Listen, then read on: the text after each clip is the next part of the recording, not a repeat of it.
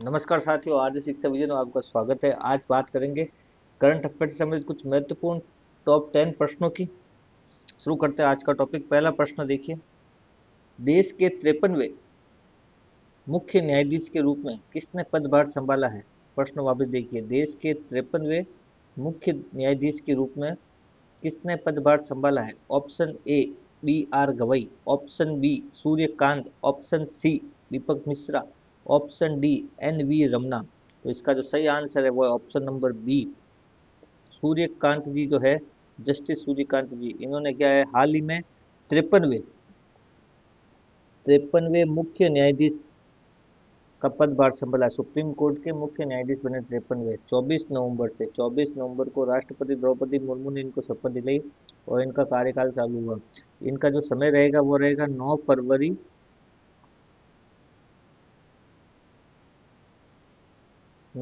2027 तक इनका कार्यकाल रहेगा। 24 नवंबर को इन्होंने 53वें मुख्य न्यायाधीश के रूप में शपथ ली है। अगला प्रश्न देखिए, दूसरा प्रश्न, नीरज चोपड़ा का संबंध किस खेल से है? नीरज चोपड़ा का जो संबंध है वो किस खेल से है? Option A cricket, option B तैराकी, ऑप्शन सी भाला फेंक, ऑप्शन डी डिस्क थ्रो। तो नीरज चोपड़ा का जो संबंध है वो ऑप्शन नंबर सी भाला फेंक से है। नीरज चोपड़ा का संबंध भाला फेंक से है। चर्चा में इसलिए है क्योंकि हाल ही में जो है भारतीय सेना ने क्या की, भारतीय सेना की जो टेरिटोरियल आर्मी जो होती है, टेरिटोरियल आर्मी, उसमें लेफ्टिनेंट की जो मानद उपाधि मिली, इन्हें मानद उपाधि मिली है लेफ्टिनेंट की।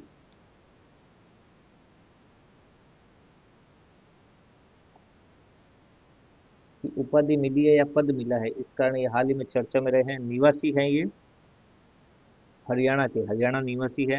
हरियाणा में भी अगर गांव पूछ ले तो खादरा गांव जिला लगता है इनके पानीपत,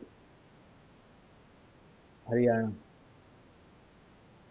जो हाल ही में भारतीय सेना की टेरिटोरियल आर्मी में मानद लेफ्टिनेंट पद पर नियुक्त हुए, इस कारण चर्चा में रहे हैं और इनका संबंध भाला फेंक से है। अगला प्रश्न देखिए, तीसरा प्रश्न, वर्ष 2025 के लिबरल डेमोक्रेसी इंडेक्स में भारत किस स्थान पर रहा? लिबरल डेमोक्रेटिक इंडेक्स में भारत किस स्थान पर रहा 2025 में? ऑप्शन ए भारत का जो स्थान रहा वो रहा 100वां, ऑप्शन बी 110वां, ऑप्शन सी 120वां, ऑप्शन डी 139वां। तो भारत का कौन सा स्थान रहा लिबरल डेमोक्रेसी इंडेक्स 2025 में? तो ऑप्शन इसका जो सही है, ऑप्शन नंबर ए इसका सही आंसर है। भारत का जो स्थान रहा वो रहा 100वां स्थान रहा। सही आंसर इसका कौन सा है? सही आंसर है इसका 100 ए, ऑप्शन ए 100वां स्थान रहा। और कुल देश कितने थे जिसमें भारत को 100वां स्थान मिला? 179 देशों में भारत को इसमें कौन सा स्थान मिला है? 100वां स्थान मिला है। जारी कौन करता है ये इंडेक्स? ये इंडेक्स जारी करता है स्वीडन। स्वीडन जो है ये इंडेक्स जारी करता है, जिसमें भारत को 179 देशों में से 100वां स्थान मिला है। अगला प्रश्न देखिए, चौथा प्रश्न, पीएम मोदी ने प्रधानमंत्री धन धान्य योजना की शुरुआत कहाँ से की है? प्रधानमंत्री पीएम मोदी ने जो है धन धान्य कृषि योजना की शुरुआत कहाँ से की है? Option A Uttar Pradesh, option B Delhi, option C Uttarakhand, option D Punjab. तो प्रधानमंत्री धन धान्य, पीएम धन धान्य कृषि योजना की जो शुरुआत है प्रधानमंत्री मोदी ने वो दिल्ली से की है, नई दिल्ली से इसकी शुरुआत की। ऑप्शन इसका जो सही है वो है बी। दिल्ली में भी अगर पूछ ले तो पूसा कैंपस जो है, पूसा कैंपस, वहां से इसकी शुरुआत की है। और योजना पे जो परिव्यय आएगा वो आएगा, वार्षिक परिव्यय कितना आएगा इस योजना पे? वार्षिक परिव्यय आएगा लगभग 24,000 करोड़ रुपए का। क्या आएगा? वार्षिक परिव्यय आएगा इस योजना पर। अगला प्रश्न देखिए, पांचवा प्रश्न, हाल ही में दुनिया की सबसे तेज बुलेट ट्रेन की टेस्टिंग किस देश में हुई है? सबसे तेज बुलेट ट्रेन की जो टेस्टिंग है हाल ही में किस देश ने की है? Option A Japan, option B America, option C चीन, ऑप्शन डी रूस। तो सबसे तेज चलने वाली जो बुलेट ट्रेन है उसकी जो टेस्टिंग है हाल ही में, ऑप्शन नंबर सी चाइना ने की है। चाइना ने जो है सबसे तेज चलने वाली बुलेट ट्रेन की टेस्टिंग की है। और ट्रेन का जो नाम दिया वो है CR 450 बुलेट ट्रेन नाम दिया इसको। और इसकी क्या की है? टेस्टिंग की है चीन ने भी। जिसकी रिकॉर्ड स्पीड जो दर्ज की गई है वो 553 किलोमीटर प्रति घंटे की रफ्तार इसकी रिकॉर्ड स्पीड तय की गई है। लॉन्च करने का जो वर्ष रखा गया है कि ये लॉन्च कब तक कर देगी चाइना, तो इसको 2026 तक इसको लॉन्च करने का इनका लक्ष्य रखा गया है। तो हाल ही में जो है सबसे तेज बुलेट ट्रेन की जो टेस्टिंग है वो चीन ने की है, जिस बुलेट ट्रेन को उन्होंने नाम दिया CR 450, और अधिकतम जो इसकी रिकॉर्ड स्पीड वो 453 किलोमीटर प्रति घंटा की इसकी जो स्पीड रखी गई है, टेस्ट की गई इस पर। और लॉन्चिंग वर्ष रखा गया है 2026 तक इसको ये लॉन्च कर देंगे। अगला प्रश्न देखिए, छठा प्रश्न, पीएम मोदी ने किस राज्य से सुमन सखी चैट बॉक्स लॉन्च किया है? Option A Haryana, option B Rajasthan, option C Tamil Nadu, option D Madhya Pradesh.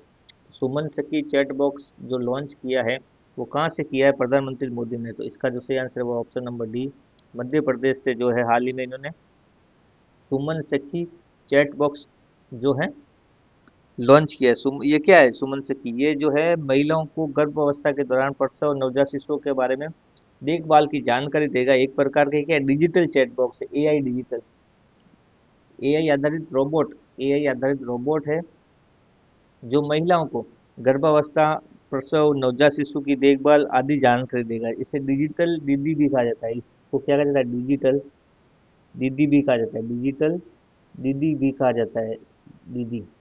Suman Sakhi chat box को क्या कहा जाता है? डिजिटल दीदी भी कहा जाता है। एक प्रकार का क्या है एआई आधारित चैट बॉक्स है जो महिलाओं को गर्भावस्था, प्रसव, नवजात शिशु आदि सभी जानकारी उपलब्ध कराता है। और इसकी जो लॉन्च किया गया है मध्य प्रदेश, और मध्य प्रदेश में भी गांव पूछ लेते हैं, भैसोला गांव से इसे लॉन्च किया गया है। डिजिटल दीदी ऐप इसको कहा जाता है। अगला प्रश्न देखिए, सातवां प्रश्न, एशिया का सबसे बड़ा लिथियम आयरन बैटरी प्रोजेक्ट कहाँ स्थापित किया गया है? एशिया का सबसे बड़ा लिथियम आयरन बैटरी प्रोजेक्ट कहाँ स्थापित किया है? Option A Haryana, option B Rajasthan, option C Tamil Nadu, option D Jharkhand. तो यह स्थापित किया गया है हरियाणा। सबसे बड़ा जो लिथियम आयरन बैटरी प्रोजेक्ट है वो हरियाणा में स्थापित किया है। हरियाणा में भी अगर पूछ ले तो गुरुग्राम गुरुग्राम में स्थापित किया गया है।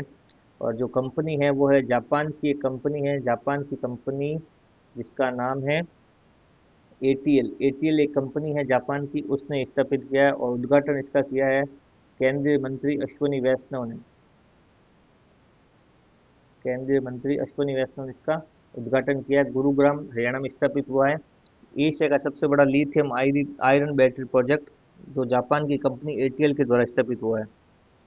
अगला प्रश्न देखिए, आठवां, वर्ष 2025 का नोबेल शांति पुरस्कार किसे मिला है? 2025 का नोबेल शांति पुरस्कार किसे मिला है? Option A Joel Mokyr, option B John Clarke, option C Maria Corina Machado, option D Simon Sakaguchi. तो इसका जो सही आंसर है option number C Maria Corina Machado जो है, इनको हाल ही में 2025 नोबेल शांति पुरस्कार के लिए चुना गया है। अगला प्रश्न देखिए, नवा प्रश्न, भारत का सबसे बड़ा स्पोर्ट्स कॉम्प्लेक्स भारत का सबसे बड़ा कहाँ बनकर तैयार हुआ है? Option A Delhi, option B Maharashtra, option C Gujarat, option D Gujarat, option C Uttar Pradesh, option B Maharashtra, option A Delhi. Delhi, Maharashtra, Uttar Pradesh, Gujarat. तो भारत का सबसे बड़ा स्पोर्ट्स कॉम्प्लेक्स कहाँ बनकर तैयार हुआ है? तो ऑप्शन नंबर डी गुजरात में जो ये बनकर तैयार हुआ है। गुजरात में भी कहा हुआ है? अहमदाबाद गुजरात में भारत का सबसे बड़ा स्पोर्ट्स कॉम्प्लेक्स बनकर तैयार हुआ। इसका नाम क्या रखा गया? इसका नाम रखा गया है वीर सावरकर के नाम से, वीर सावरकर स्पोर्ट्स कॉम्प्लेक्स नाम से इसको रखा गया है। नाम रखा गया है वीर सावरकर। अहमदाबाद में बनकर तैयार हुआ, और लागत जो आई है लगभग 825 करोड़ रुपए की इस पे क्या आई है? लागत आई है। अगला प्रश्न देखिए, 10वां प्रश्न, हिंदी सेवा पुरस्कार 2025 निम्न में से किसे मिला है? हिंदी सेवा पुरस्कार 2025 निम्न में से किसे मिला है? Option A Amit Tripathi, option B Himanshu Bhatia, option C Kiran Desai, option D Gyanendra Pratap Singh. तो ये मिला है option number B Himanshu Bhatia को, जो है हिंदी सेवा पुरस्कार 2025 से सम्मानित किया गया है। कहाँ के निवासी हैं? बीकानेर निवासी है, बीकानेर निवासी, राजस्थान में बीकानेर निवासी है हिमांशु भाटिया, जिनको ये पुरस्कार से नवाजा गया है। ये थे करंट अफेयर से संबंधित कुछ महत्वपूर्ण प्रश्न, टॉप 10 प्रश्न आज के। आज की पीडीएफ के लिए टेलीग्राम में आपको जुड़ना पड़ेगा, आर्य शिक्षा विजन सर्च करके वहाँ आपको आज की टेलीग्राम में आपको आज की पीडीएफ मिल जाएगी। चैनल पर अगर नए हैं तो सब्सक्राइब जरूर करें। डेली आपको करंट अफेयर से संबंधित राष्ट्रीय अंतर्राष्ट्रीय महत्वपूर्ण 10 प्रश्न हमेशा दिए जाते हैं। मिलते हैं अगले वीडियो में नए सेशन में। धन्यवाद।